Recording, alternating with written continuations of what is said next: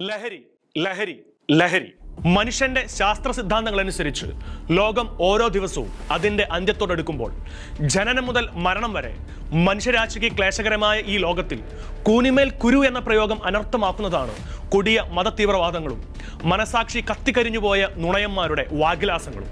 മനുഷ്യകടത്തും മനുഷ്യനെ ജീർണിപ്പിച്ച് തളർത്തി കൊല്ലാക്കൊല ചെയ്യുന്ന ലഹരി ഉൽപ്പന്നങ്ങളുടെ വലിയ തോതിലുള്ള നുഴഞ്ഞുകയറ്റവും. നൈമിഷിക സുഖത്തിനു വേണ്ടി ലഹരിയുടെ മൂക്ക് കയറിൽ ശരീരം വിറ്റുതലച്ച് ജീവിതത്തെ ചപ്പും ചവറുമാക്കുന്ന സഹോദരന്മാരും സഹോദരിമാരും അറിയാൻ. മണ്ണിനോട് മല്ലിട്ട് മണ്ണായി മാറുന്ന ഈ മർദ്ദ ശരീരത്തിൽ ഉത്തേജക മരുന്നുകളുടെ അതിപ്രസരം മൂലം സുബോധം നഷ്ടപ്പെട്ട് പ്രതികരണശേഷി തീരെ ശോഷിച്ചു പോയ യുവതലമുറ അറിയാൻ. ആത്മചേതനയ്ക്ക് അന്യമാകുന്ന മൂല്യങ്ങളുടെയും വൈകാരിക തലത്തിൽ നിന്നുകൊണ്ട് യുക്തിവിചാരം ചെയ്ത് അർത്ഥശൂന്യമെന്ന് മുദ്രകുത്തുന്ന വിശ്വാസങ്ങളുടെയും തത്വസംഹിതകളുടെയും നടുവിൽ ശീതളത തേടി വ്യർത്ഥന്വേഷണം നടത്തുന്ന മാനസിക ഭാരവും പേറിക്കൊണ്ട് നെടുവീർപ്പെടുന്ന അനുജന്മാരും അനുജത്തിമാരും അറിയാൻ. നിങ്ങൾ വിലപ്പെട്ടവരാണ്. ദൈവത്തിന് നിങ്ങൾ വിലപ്പെട്ടവരാണ്. നിങ്ങളുടെ ശരീരവും മനസ്സും ആത്മാവും വിലപ്പെട്ടതാണ്. നാളെയുടെ വാഗ്ദാനങ്ങളായി നിങ്ങൾ ലോകത്തിൽ വിലപ്പെട്ടവരാണ്. ഇന്ന് ജൂൺ 26. ലോകം മുഴുവനും ഇന്നേ ദിവസം ലഹരി വിരുദ്ധ ദിനാചരണം നടത്തുമ്പോൾ ഷെക്കേന ന്യൂസ് പ്രേക്ഷകർക്കായി ഒരുക്കുന്നു ലഹരിയുടെ പിന്നാമ്പുറങ്ങളിലൂടെ. എല്ലാ മാന്യ പ്രേക്ഷകർക്കും ഈ പ്രോഗ്രാമിലേക്ക് സ്വാഗതം.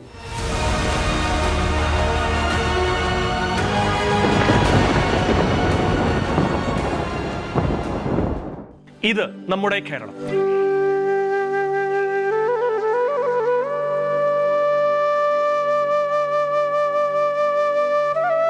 പൂക്കളും പുഴകളും അരുവികളും കടൽ തീരങ്ങളും കാടും മേടും മേച്ചിൽപ്പുറങ്ങളും മലകളുമായി എണ്ണമറ്റ നന്മകൾ കൊണ്ട് അനുഗ്രഹിക്കപ്പെട്ട ദൈവത്തിന്റെ സ്വന്തം നാട്. ഇന്ത്യയിലെ തന്നെ ഏറ്റവും കൂടുതൽ സാക്ഷരതയുള്ള സംസ്ഥാനം. വികസ്വര രാജ്യങ്ങളിൽ വെച്ച് കേരളത്തിന്റെ സാക്ഷരത അന്താരാഷ്ട്ര തലത്തിൽ വളരെ പേരുകേട്ടതാണ്. ഒരിക്കൽ ഇവിടെ സംതൃപ്തരായ വൃദ്ധജനങ്ങൾ ജീവിച്ചിരുന്നു. മക്കളെ കുറിച്ച് ആവലാതി നിറഞ്ഞ മാതാക്കൾ തുച്ഛമായിരുന്നു.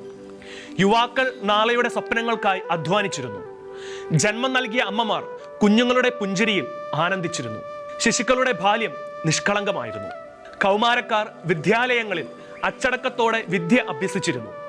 കലാലയങ്ങളിൽ യുവാക്കന്മാർ പരസ്പര ബഹുമാനത്തോടെ സ്നേഹിച്ചിരുന്നു. പ്രണയം അത് സ്നേഹത്തിന്റെ നിഷ്കളങ്ക വികാരമായിരുന്നു. ഇന്ന് ഈ ഇണക്കങ്ങളും പിണക്കങ്ങളും നിറഞ്ഞ ശാന്തമായ ദിനരാത്രങ്ങൾ കേരളത്തിന്റെ മൺമറഞ്ഞു പോയ സുവർണകാല നന്മകളുടെ ഗൃഹാതുരത്വം തുളുമ്പുന്ന ഓർമ്മകളിൽ ചിലത് മാത്രമായി അവശേഷിക്കുമ്പോൾ ഒരു ചോദ്യം മാത്രം: നമ്മുടെ കേരളത്തിന് ഇതെന്തു പറ്റി? ദൈവത്തിന്റെ സ്വന്തം നാട് എന്നറിയപ്പെട്ടിരുന്ന കേരളം വിദേശികളാലും സ്വദേശികളാലും ഇന്ന് the drug capital of south India, ഗഞ്ചനാട്, തെന്നിന്ത്യയുടെ തലസ്ഥാന ലഹരി എന്നീ പേരുകളിലേക്ക് അപജയിക്കുവാൻ കാരണമെന്ന്. സ്നേഹവാത്സല്യങ്ങൾ തുളുമ്പേണ്ട മാതൃഹൃദയം സ്വന്തം ശിശുക്കളുടെ അന്ധകരാകുന്നു. കലാലയങ്ങൾ തീവ്രവാദത്തിനും പ്രണയക്കണികൾക്കും മധുരോത്സവങ്ങൾക്കും വേദിയാകുന്നു. വിദ്യാലയങ്ങൾ പീഡനങ്ങൾക്കും വിദ്യാർത്ഥികൾ തല്ലുമാലയ്ക്കും ദുഷ്കീർത്തി നേടുന്നു. മാതാപിതാക്കൾ സ്വന്തം മക്കളെ കുറിച്ച് എന്തെന്നില്ലാത്ത ആധിയിലാണ്. വൃദ്ധർക്ക് ഇക്കാലത്ത് ദുസ്വപ്നങ്ങൾ ഏറെയാണ്.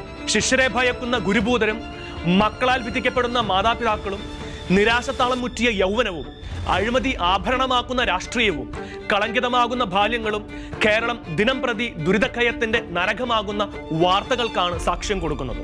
നോക്കൂ, തെരുവിൽ, ക്ലാസ് മുറികളിൽ, പൊതുവീഥികളിൽ, ഇടവഴികളിൽ, ബസ് സ്റ്റോപ്പുകളിൽ, ബസ് സ്റ്റാൻഡുകളിൽ, പ്രാന്തപ്രദേശങ്ങളിൽ, വൻകിട ഫ്ളാറ്റുകളിൽ എവിടെയും ലഹരി കച്ചവടക്കാരുടെ കണ്ണുകൾ യുവതലമുറയെ തേടി എത്തുന്നുണ്ട്. 2 പതിറ്റാണ്ടിന് മുൻപ്, കൃത്യമായി പറഞ്ഞാൽ 2024-25 വർഷങ്ങളിൽ narcotic drug and psychotropic substance NTPS പ്രകാരം വെറും 1500 കേസുകളാണ് ഒരു വർഷം രജിസ്റ്റർ ചെയ്തതെങ്കിൽ 2025 ആയപ്പോഴേക്കും പ്രതിവർഷം 27,701 കേസുകളാണ് റിപ്പോർട്ട് ചെയ്യപ്പെടുന്നത്. അതായത് 1746% കേസുകളുടെ വർധന. ഇതിൽ 93,599 അറസ്റ്റുകളാണ് 2024 മാത്രം രേഖപ്പെടുത്തിയത്. അതേസമയം പ്രായപൂർത്തിയാകാത്ത മൈനേഴ്സ് ഉൾപ്പെടുന്ന ലഹരി ഉപയോഗ കേസുകൾ 476%, കഞ്ചാവ് ഉൾപ്പെടെയുള്ള മയക്കുമരുന്നുകൾ തെളിവുൾപ്പെടെ പിടിയിലാകുന്നത് 2024 മാത്രം 796%മാണ് കണക്ക്. ഡിജിറ്റൽ ഡ്രഗ് മാർക്കറ്റുകളും ഡീപ്പ് സ്റ്റേറ്റിന്റെ നിഴൽ മറയും സിന്തറ്റിക് മയക്കുമരുന്നുകളുടെ വ്യാപനവും കേരളത്തെ ദക്ഷിണേന്ത്യയിലെ പഞ്ചാബ് എന്ന ദുഷ്പേരിനും കാരണമാക്കിയിട്ടുണ്ട്. ഈ കൊച്ചു കേരളത്തിൽ ക്ഷണിക സുഖം തേടി നിരാശയിൽ ജീവിതം അവസാനിപ്പിക്കുന്നവരുടെ എണ്ണം 2004 നിന്ന് 2025 ആകുമ്പോഴേക്ക് 3 ഇരട്ടി കവിയുകയാണ്. അതിൽ 15 മുതൽ 18 വയസ്സിനുള്ളിൽ ആത്മഹത്യ ചെയ്തവരുടെ സംഖ്യ കോവിഡ് തരംഗത്തിന് മുൻപ് 324 ആയിരുന്നുവെങ്കിൽ ഇപ്പോൾ ഈ സംഖ്യ വർദ്ധിക്കാനേ സാധ്യതയുള്ളൂ. ആനന്ദദായകവും സന്തോഷപ്രദവുമാകേണ്ട ഭൂമിയിലെ ഒരേയൊരു ജീവിതം പ്രണയക്കെണിയിലും ലവ് ജിഹാദ്, നാർക്കോട്ടിക് ജിഹാദ്, മനുഷ്യക്കടത്ത് എന്നിവയുടെ വലകളിൽ വഴുതി വീണ് വിറങ്ങലിച്ച് വിലപിച്ച് നശിച്ചു പോകുന്നവരുടെ എണ്ണം ഓരോ വർഷം കൂടുന്തോറും വർദ്ധമാനമായി കൊണ്ടിരിക്കുന്നു. തെരുവോരത്തും ബീച്ചുകളിലുമായി പല തട്ടുകടകളിലും മറ്റും ജ്യൂസുകളിലും ചോക്ലേറ്റിലുമായി മയക്കുമരുന്ന് കലർത്തി പീഡനത്തിനും പിന്നീട് നഗ്ന ചിത്രങ്ങൾ കാണിച്ച് ബ്ലാക്ക് മെയിലിംഗിലും തുടർന്ന് നിരന്തര ലൈംഗിക അതിക്രമങ്ങൾക്കും ഇരയാകുന്ന 9 വയസ്സ് മുതൽ 18 വയസ്സ് വരെയുള്ള പ്രായപൂർത്തിയാകാത്ത പെൺകുട്ടികളും തീവണ്ടികളിലും ജോലി സ്ഥലങ്ങളിലും പൊതു ഇടങ്ങളിലും എന്തിനേറെ ആത്മാർത്ഥ സുഹൃത്ത് വലയങ്ങൾക്കുള്ളിൽ പോലും കൊടും ചതിയുടെ കയ്പ് തിരിച്ചറിഞ്ഞ് ആക്രമിക്കപ്പെടുന്ന യുവതികളും മാതാപിതാക്കന്മാരെ തലക്കടിച്ചു കൊല്ലുന്ന മക്കളും നവജാത ശിശുവിനെ എറിഞ്ഞു കളയുന്ന അമ്മമാരും ഒരു പിടി ചോക്ലേറ്റിന് വേണ്ടിയോ പെട്ടെന്നുള്ള പൈസയ്ക്ക് വേണ്ടിയോ സ്കൂളുകളിലേക്കും കോളേജിലേക്കും മയക്കുമരുന്ന് വാഹകരായി മാറുന്ന 5ാം ക്ലാസ് വിദ്യാർത്ഥി മുതൽ യുവത്വത്തിന്റെ തിളപ്പിൽ നിൽക്കുന്നവർ വരെയും നവജാത ശിശുക്കളെയും കുഞ്ഞി പൈതങ്ങളെയും തട്ടിക്കൊണ്ടുപോയി അംഗവിഹീനം നടത്തി ഭിക്ഷാടനത്തിനും വേശ്യാവൃത്തിക്കും നിർബന്ധിത ലിംഗമാറ്റത്തിനും അവയവ കച്ചവടത്തിനും മുതിരുന്ന മനസാക്ഷി കത്തിക്കരിഞ്ഞുപോയ മനുഷ്യമൃഗങ്ങളുടെ വിളനിലമായി വെറും 2 പതിറ്റാണ്ടിനുള്ളിൽ കേരളം മാറിക്കഴിഞ്ഞിരിക്കുന്നു എന്ന ഞെട്ടിക്കുന്ന കണക്കുകൾ NIA, ATS, NST, NCW, NHRC, NCB, CBI, AHTU മുതലായ ഇന്ത്യൻ ഏജൻസികൾ പുറത്തുവിട്ടിട്ടുണ്ട്. 2014 മുതൽ 8,50,000 റൈഡുകളിലൂടെ 544 കോടിയുടെ മയക്കുമരുന്നാണ് കേരളത്തിൽ നിന്ന് മാത്രം പിടികൂടിയത് എന്നുള്ളത് ഞെട്ടിപ്പിക്കുന്ന കണക്കുകളല്ലേ. 2025 ജാനുവരി ഫെബ്രുവരി മാസത്തിനുള്ളിൽ 63 കൊലപാതക കേസുകളിൽ 30 എണ്ണത്തോളവും മയക്കുമരുന്ന് സംബന്ധിയായ കേസുകളാണ് എന്നതിൽ കേരളം ഭയക്കേണ്ടിയിരിക്കുന്നു. 14ഉം 16ഉം വയസ്സുള്ള തൃശ്ശൂരിലെ കൗമാരക്കാർ 30 വയസ്സുള്ള ചെറുപ്പക്കാരനെ 2025 പുതുവർഷ പുലരിയിൽ കൊലപ്പെടുത്തിയത് പീഡനം ചെറുക്കുവാൻ വേണ്ടിയായിരുന്നില്ല, പിന്നെയോ മയക്കുമരുന്ന് ഉപയോഗിക്കുന്നത് തടഞ്ഞതിനായിരുന്നു. 25 വയസ്സ് മാത്രം പ്രായമുള്ള പി ആഷിഖ് അഷ്റഫ് തനിക്ക് ജന്മം നൽകിയ അമ്മയെ കൊലപ്പെടുത്തിയത് ഡി അഡിക്ഷൻ സെന്ററിൽ നിന്നും വീട്ടിലെത്തിയപ്പോഴായിരുന്നു. 28 വയസ്സുള്ള യുവാവ് പോലീസിനെ വെട്ടിച്ച് ഓടാൻ ശ്രമിക്കവേ സിന്തറ്റിക് ഡ്രഗായ MDMAയുടെ 2 പൊതികൾ വിഴുങ്ങുകയും പിന്നീട് മരണപ്പെടുകയും ചെയ്തത് കേരളത്തിൽ വാർത്തയായിരുന്നു. ഇതുപോലെ എത്ര സംഭവങ്ങൾ. ഇരട്ടി ലാഭത്തിനായും സ്വാർത്ഥ താല്പര്യങ്ങൾക്ക് വേണ്ടിയും ഷോർട്ട് ലിവ്ഡ് വാട്സ്ആപ്പ് ഗ്രൂപ്പുകളിലും അതിസുരക്ഷയുള്ള മെസ്സേജിംഗ് ആപ്ലിക്കേഷനിലും ഇൻസ്റ്റഗ്രാം, ടെലഗ്രാം മുതലായ സോഷ്യൽ നെറ്റ്വർക്കിംഗ് ആപ്പുകളിലൂടെയും നഗറ്റ്സ്, കല്ല്, molly, buttons, sweet, chocolate, snow, Charlie, stamp, sticker, trip, dot, chit, brownie, 1 gram, 2 gram, leaf, rock, candy, magic papers, birthday gifts മുതലായ മറ്റനേകം അന്തർദേശീയ പ്രാദേശിക പേരുമാറ്റങ്ങളിലൂടെ അറിയപ്പെടുന്ന മയക്കുമരുന്നുകൾ നമ്മുടെ കുഞ്ഞുമക്കൾ അറിഞ്ഞോ അറിയാതെയോ കഴിക്കുന്നുണ്ടോ എന്ന കാര്യത്തിൽ മാതാപിതാക്കൾ ജാഗ്രത പാലിക്കേണ്ടതായും മയക്കുമരുന്ന് ഉപയോഗത്തിന്റെ ലക്ഷണങ്ങൾ കണ്ടെത്തിയാൽ ഉടൻ തന്നെ നിയമപാലകരെ അറിയിക്കേണ്ടതുമാണ്. അന്തർദേശീയ ഏജൻസികളുടെ കണക്ക് പ്രകാരം ലോകത്തിലെ ഏറ്റവും വലിയ ഒപ്പിയം അഥവാ കറുപ്പ് എന്നറിയപ്പെടുന്ന മയക്കുമരുന്ന് നിർമ്മാതാവ് അഫ്ഗാനിസ്ഥാനാണ്. ഹെറോയിൻ എന്നറിയപ്പെടുന്ന മറ്റൊരു ഡ്രഗിന് വേണ്ടിയാണ് ഇത് നിർമ്മിക്കുന്നത്. ഇറാനും പാകിസ്ഥാനും വഴിയാണ് ഹെറോയിൻ കള്ളക്കടത്ത് നടത്തുന്നത്.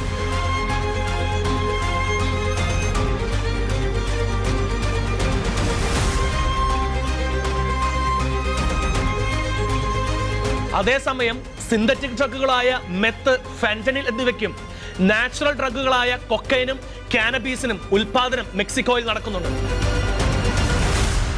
സിനാലോവോ, CGNG മുതലായ ഡ്രഗ് കാർട്ടലിനും മെക്സിക്കോ പേരുകേട്ടതാണ്. കൊക്കൈൻ നിർമ്മാതാവായ കൊളംബിയയും ഗോൾഡൻ ട്രയാങ്കിളിൽ പെടുന്ന മ്യാൻമാർ, ലാവോസ്, തായ്ലൻഡും സിന്തറ്റിക് ഡ്രഗിന് വേണ്ടിയുള്ള രാസപദാർത്ഥങ്ങൾ നിർമ്മിച്ച് ഇന്റർനെറ്റിലൂടെ രഹസ്യമായി വിറ്റഴിക്കുന്ന ചൈനയും ഇതെല്ലാം വാങ്ങിക്കഴിച്ച് തലച്ചോറും കരളും കിഡ്നിയും തകരാറിലാക്കി ഭ്രാന്ത് പിടിച്ച ജീവിതങ്ങൾക്ക് ഉടമകളായി തീരുന്ന കേരളം, ഗോവ, പഞ്ചാബ് മുതലായ ഇന്ത്യൻ സംസ്ഥാനങ്ങളും മയക്കുമരുന്നിന്റെ ലോക വിപണിയിൽ നോട്ടപ്പുള്ളികളാണ് എന്ന കാര്യം അത്ര ചെറുതൊന്നുമല്ല. അമേരിക്കയിലെ പല ഐക്യനാടുകളിലും പ്രത്യേകിച്ച് സാൻ ഫ്രാൻസിസ്കോയുടെ തെരുവുകളിലും ഫെന്റനിൽ എന്നറിയപ്പെടുന്ന മാരക മയക്കുമരുന്നിന്റെ പകർച്ചവ്യാധിയിൽ നടുങ്ങുകയാണ്. മോർഫിനേക്കാളും 100 ഇരട്ടി മാരകശേഷിയുള്ള ഫെന്റനിൽ കഴിച്ച് സോംബികളെ പോലെ സുബോധം നഷ്ടപ്പെട്ട അമേരിക്കൻ പൗരന്മാർ യുഎസിൽ ഡ്രഗ് ക്രൈസിസ് വർഷങ്ങൾക്ക് മുൻപേ തന്നെ തുടക്കമിട്ടിട്ടുണ്ട്.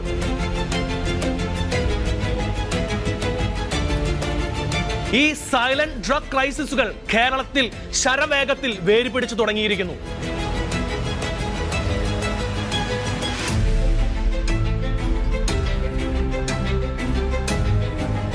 ഇന്ന് അന്തർദേശീയ ലഹരിവിരുദ്ധ ദിനാചരണത്തിൽ മനുഷ്യകടത്തും പ്രമേയമായി വന്നിട്ടുണ്ട്. The international day against drug abuse and illicit trafficking എന്ന ദിനത്തിന് തുടക്കം കുറിച്ചത് 1987-ലാണ്.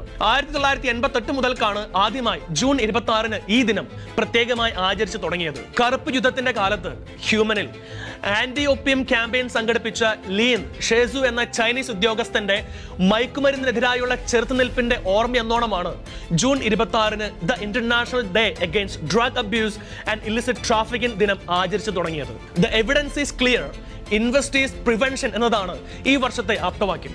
മയക്കുമരുന്നുകളുടെ ഉപയോഗം മിക്ക രാജ്യങ്ങളിലും കാണപ്പെടുന്നുണ്ടെന്നും അതിനെ മാരകാവസ്ഥയിലേക്ക് മനുഷ്യനെ വലിച്ചിഴക്കുന്നതിന് മുൻപ് തന്നെ ഈ നശീകരണ മരുന്നുകൾക്കെതിരെ സ്വരമുയർത്തണമെന്നതാണ് ഈ ആപ്തവാക്യം കൊണ്ട് ഉദ്ദേശിക്കുന്നത് വ്യക്തം. അതേസമയം വർദ്ധിച്ചു വരുന്ന മനുഷ്യകടത്തും വേണ്ടത്ര ശ്രദ്ധ നേടിത്തരുന്ന പ്രമേയമാണ്. ഇനി പറയാൻ പോകുന്നത് ടോണിയ എന്നൊരു യുവതിയുടെ കഥയാണ്. ഓരോ രാത്രിയും ഓരോ ഹോട്ടൽ മുറികളിൽ ശരീരം വിൽപ്പനച്ചരക്കാക്കി ജീവിക്കുന്ന ടോണിയ താൻ സ്നേഹിച്ച തന്നെ സ്നേഹിക്കുന്നുവെന്ന് വിശ്വസിച്ച ഒരു പുരുഷന്റെ കാൽക്കീഴിൽ അടിച്ചമർത്തപ്പെട്ട സ്ത്രീ കഥാപാത്രം.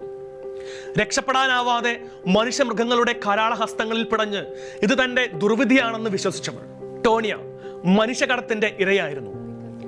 ഈ പേരുകൾ യഥാർത്ഥമല്ലെങ്കിലും ഈ സംഭവ കഥയിലുള്ള വ്യക്തിക്ക് കൃത്യമായൊരു പേരുണ്ട്. ഒരുപക്ഷെ കേരളത്തിലെ, ഇന്ത്യയിലെ, ലോകത്തിലെ തന്നെ അനേകം ഹതഭാഗ്യകളുടെ പേരുകൾക്ക് പ്രതിനിധിയാണവൾ. In my head, I drink, I do whatever drugs he had just to like clear my mind so I wouldn't think about it. തന്നെ പ്രണയിച്ച വ്യക്തിക്ക് വേണ്ടി സാമ്പത്തിക ലാഭത്തിനു വേണ്ടി വിലപ്പെട്ട ശരീരം നഷ്ടപ്പെടുത്തിയവൻ. Doing to make money because he wasn't making enough money to pay for his child support and everything. ഇതൊരു American ഐക്യനാട്ടിൽ നിന്നുള്ള കഥയാണെങ്കിലും തന്നെ ലോകമെമ്പാടുമുള്ള സംഭവങ്ങൾ തമ്മിൽ യാദൃശ്ചികമായ പൊരുത്തമുണ്ട്. ടെക്സാസിലെ ഡല്ലാസിൽ തന്റെ അമ്മയോടൊത്ത് ജീവിച്ചു വരുമ്പോഴാണ് എഡി എന്ന വ്യക്തിയെ പരിചയപ്പെടുന്നത്. അന്നവൾക്ക് 13 വയസ്സായിരുന്നു പ്രായം. തന്റെ വിദ്യാർത്ഥി സുഹൃത്തായ കുട്ടിയുടെ രണ്ടാനച്ഛനാണ് എഡി. സൂപ്പർ മാർക്കറ്റിലും മറ്റിടങ്ങളിലും മറ്റും പരസ്പരം കണ്ടുമുട്ടിയിരുന്ന ഇവർ ആദ്യമായി തങ്ങളുടെ ഫോൺ നമ്പറുകൾ കൈമാറി. ആദ്യം സാധാരണ സംസാരത്തിൽ നിന്ന് ആരംഭിച്ച ഇവരുടെ ബന്ധം മധുര സംസാരത്തിലേക്കും പിന്നീട് ശൃംഗാരത്തിലേക്കും വീണുപോയിരുന്നു. 15 വയസ്സായപ്പോഴാണ് വീണ്ടും അവർ തമ്മിൽ കണ്ടുമുട്ടുന്നതും പിന്നീട് പ്രണയം മൂത്ത് എഡിയുടെ കൂടെ Tonia ഇറങ്ങിത്തിരിക്കുന്നതും. He was perfect to me, you know, he was there and he'd tell me like, hey, you know, your mom doesn't love you, no one loves you because they're not looking for you and they don't care where you sleep and like you live with me and I take care of you, what are you going to do without me? ആദ്യം എഡിയുടെ മക്കളെ പരിപാലിക്കുകയും ഭക്ഷണം ഉണ്ടാക്കുകയും വീട് വൃത്തിയാക്കുകയും ചെയ്തിരുന്ന ടോണിയയുടെ ജീവിതത്തിന് പെടുന്നനെ ഒരു മാറ്റം സംഭവിച്ചു. ഒരിക്കൽ ലഹരിയും മദ്യവും ഒഴുകുന്ന പാർട്ടിയിലാണ് എഡിയുടെ നിർബന്ധത്തിന് വഴങ്ങി അവൾക്ക് മറ്റൊരാളുമായി ശയിക്കേണ്ടി വന്നത്. ആദ്യം അവൾ എതിർത്തെങ്കിലും പിന്നീട് എഡിയോടുള്ള സ്നേഹത്തെ പ്രതി അവൾ മറ്റൊരാളുമായുള്ള വേഴ്ചയിൽ പങ്കാളിയായി. പിന്നീടത് ഒന്നല്ല രണ്ടല്ല പലവട്ടം അത് തുടർന്നു. വെറും പണത്തിന് വേണ്ടിയാണ് എഡി ഇതെല്ലാം ടോണിയോട് ചെയ്തത്. ആദ്യം ശരീരത്തിൽ ടോണിയ സഹിച്ചെങ്കിലും പിന്നീടത് വൈകാരിക മാനസികമായ കൈപ്പേറിയ ദൂരവ്യാപകമായ ലക്ഷണങ്ങളിലേക്ക് അവൾ വഴുതി വീണു. But emotionally it took a toll on me. Like I didn't feel like I was a person. I felt really bad. There was nights I couldn't sleep. There's times I thought about killing myself. ദിനംതോറും നിരവധി പുരുഷന്മാരോട് കൂടെ കിടക്ക പങ്കിടുകയും ജീവിതത്തിന്റെ വില നഷ്ടപ്പെട്ടെന്ന് കരുതി കൊടിയ വിഷാദത്തിലേക്കും നിസ്സഹായ അവസ്ഥയിലേക്കും വഴുതി വീണ ടോണിയയെ രക്ഷിച്ചത് American immigrations and customs enforcement സംഘടനയായ ICE ആയിരുന്നു. യുഎസിലെ ഹോംലാൻഡ് സെക്യൂരിറ്റി ഇൻവെസ്റ്റിഗേഷൻ HSIയുടെ പ്രത്യേക അന്വേഷണ ഉദ്യോഗസ്ഥനായ കെയ്ത്ത് ഓവൻ ആയിരുന്നു ടോണിയയെ അവസാനമായി കണ്ടെത്തിയത്. മനസാക്ഷി നഷ്ടപ്പെട്ട മനുഷ്യക്കടത്ത് മാഫിയായുടെ കണ്ണിയായിരുന്ന എഡിയുടെ കുറ്റകൃത്യങ്ങൾ അന്വേഷിച്ചറിഞ്ഞ പോലീസ് ഉദ്യോഗസ്ഥർ പണത്തിനും സ്വാർത്ഥതയ്ക്കും വേണ്ടി നിഷ്കളങ്കതയെയും സ്നേഹമെന്ന പരിശുദ്ധ വികാരത്തെയും ചൂഷണം ചെയ്യുന്ന എഡിയെ പോലുള്ളവർക്ക് കർശന നിയമ നടപടികൾ തയ്യാറാക്കിയിട്ടുണ്ടായിരുന്നു. അങ്ങനെ അറസ്റ്റ് ചെയ്യപ്പെട്ട എഡിയെ മെയ് 29, 2015 12 വർഷത്തേക്ക് കഠിന തടവിന് വിധിച്ചു.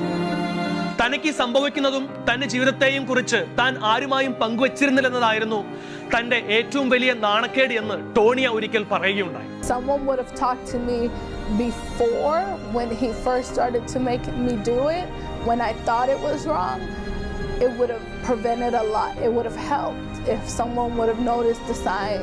ഇപ്പോൾ ടോണിയ തന്റെ ജീവിതത്തിലേക്ക് തിരികെ വന്നുകൊണ്ടിരിക്കുന്നു. ജീവിതത്തിന്റെ വിലയെന്തെന്നും ശരീരത്തിന്റെ മൂല്യമെന്തെന്നും ഞാൻ അറിയുന്നു. കഴിഞ്ഞതിനെയെല്ലാം വിസ്മരിച്ച് ഒരു ജീവിതത്തിനായി താൻ തയ്യാറെടുക്കുന്നു. കമ്മ്യൂണിറ്റി കോളേജിലെ ജേർണലിസം പഠനത്തിന് ശേഷം പൊളിറ്റിക്കൽ സയൻസും നിയമവും പഠിക്കണമെന്നാണ് എൻ്റെ ആഗ്രഹം, ടോണിയ പറഞ്ഞു വെക്കുന്നു. A lot of cops, they'll treat you like you're just a prostitute. They don't talk to you like you're a person. They don't realize that you're a victim. And if law enforcement, they take it into consideration that you are a person, that no matter how many men you slept with or what you're out here doing, that there's a reason, and that it's not what you chose. ഒരുപക്ഷെ ഭാവിയിൽ ടോണിയ വിവാഹിതയാകുന്നുവെങ്കിൽ തൻ്റെ കുട്ടികളെ ബോധവാന്മാരാക്കുക എന്നത് അമ്മയായ തൻ്റെ ചുമതലയാണല്ലോ. ഇത്തരത്തിൽ വഞ്ചിക്കപ്പെടുന്ന അത് യുവാവാകാം യുവതിയാകാം ആര് തന്നെ ആയാലും അവരാരും ഒറ്റയ്ക്കല്ല എന്ന് അവർ മനസ്സിലാക്കണമെന്ന് ഞാൻ ആഗ്രഹിക്കുന്നു എന്ന് ടോണിയ പറഞ്ഞു വയ്ക്കുന്നുണ്ട്. You are worth something, you are very important to someone, Tonia കൂട്ടിച്ചേർക്കുന്നുണ്ട്. ഇത് മുൻപ് പറഞ്ഞതുപോലെ ടോണിയയുടെ മാത്രം കഥയല്ല. ലോകമെമ്പാടുമുള്ള ഇന്ത്യയിൽ ആകമാനമുള്ള കേരളത്തിൽ നിന്നുള്ള അനേകം പിഞ്ചു പൈതങ്ങളുടെയും യുവതി യുവാക്കളുടെയും കഥയാണ്. ടോണിയ അവരിൽ ഒരാൾ മാത്രം.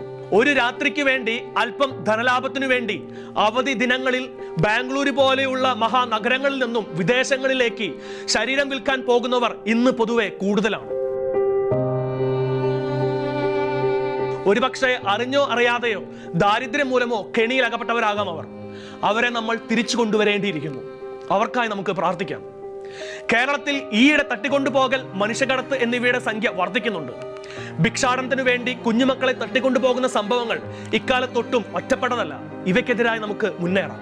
ഡ്രഗ്സിനും വഴിവിട്ട ജീവിതത്തിനും ജീവിതം വിട്ടുകൊടുത്ത് സിനിമാ നടിയായിരുന്ന ഒരു യുവതി പിന്നീട് തനിക്കായി രക്തം ചിന്തിയ യേശുക്രിസ്തുവിനെ കുറിച്ചറിഞ്ഞ് താൻ വിലപ്പെട്ടവളാണെന്ന് മനസ്സിലാക്കി ജീവിതം ക്രിസ്തുവിനായി മാറ്റിവെച്ച് സന്തോഷത്തിൽ നിറഞ്ഞ് സന്യാസിനിയായി തീർന്ന ക്ലെയർ ക്രോക്കറ്റും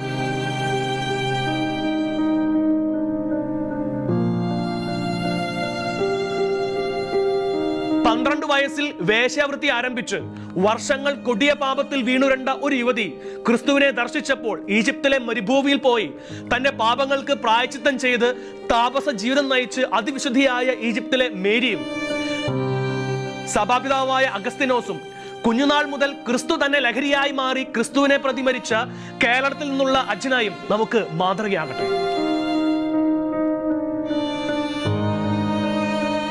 പ്രണയത്തിന്റെയും മയക്കുമരുന്നുകളുടെയും കെണിയിലും വഞ്ചനയിലും പെട്ട് ഞാൻ നശിച്ചു, എന്നെ രക്ഷിക്കുവാൻ ആരുമില്ല എന്ന് ആരോടും പങ്കുവയ്ക്കാനില്ലാതെ മനസ്സിൽ ദുഃഖം താങ്ങുവാൻ സാധിക്കാത്ത ആരെങ്കിലും ഉണ്ടെങ്കിൽ ആ യുവതിയോ യുവാവോ മനസ്സിലാകട്ടെ, നിന്നെ രക്ഷിക്കുവാൻ നിന്റെ ഈശോയുണ്ട്. നിന്റെ ദൈവത്തിന് മുൻപിൽ നീ വിലപ്പെട്ടവനാണ്, നീ വിലപ്പെട്ടവളാണ്. കർത്താവ് ഈശോ മിശിഹായുടെ രക്തം സകല പാപങ്ങളിൽ നിന്ന് നമ്മെ രക്ഷിക്കും.